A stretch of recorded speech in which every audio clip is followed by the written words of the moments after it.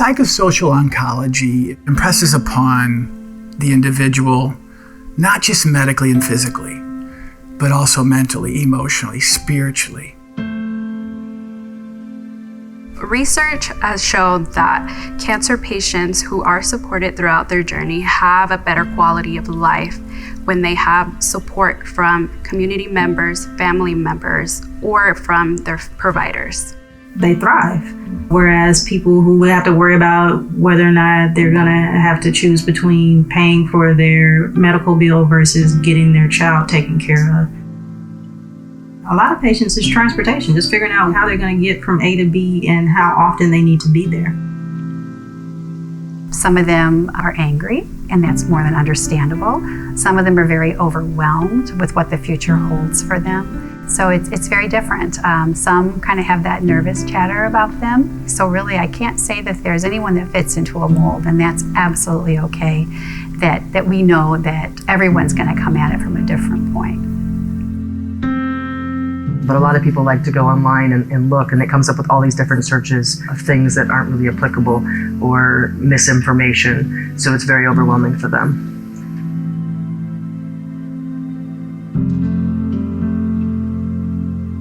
For other patients, the psychiatric component, finding the support, I'm 25 and just been diagnosed with breast cancer. Wow, what is the rest of my life going to look like? What we know is when we take a look at the whole person, not just infusing or radiating, when we look at the whole person, the outcomes are significantly better.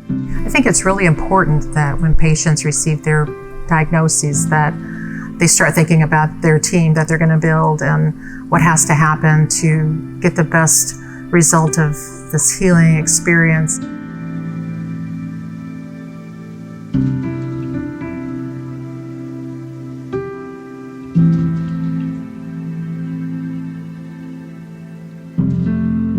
Some research indicates that there's a 25% decrease in overall health costs over a 2-year period when we look at the whole person. We also know that different areas of mental health increase when people go through cancer treatment, depression, anxiety. So if we can proactively intervene, we help that outcome too. There's a decrease in mortality rate for oncology patients specifically. The biggest barrier is getting beyond a certain stereotypical mindset that when you're in the doctor's office, the only thing that you have to talk about is the medical aspect. And, there are support services available. And sometimes we know about them, sometimes we don't. And so I think the biggest thing to do is to try to make it such that it becomes a natural part of the consulting or the initial appointment. As a care coordinator, it's important for me to help navigate that journey and to support them in what they feel they need more at the time. Sometimes it might be more emotional. There might be times where, they have a spiritual need. Every visit might be a little different. I can think of a particular patient who wanted to kind of build his team. As we were walking through that, he just kept saying to me, I'm so glad that you're here, that I can talk about these questions that are heavy on my mind or these feelings that I'm having that relate to my faith.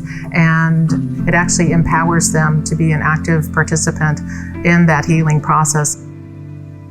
Psychosocial oncology has been around a long time, but it's only been recently that it's been utilized at this level. That is the joy of our profession, is to really see our working and interventions with our patients come full circle, where it changes their life.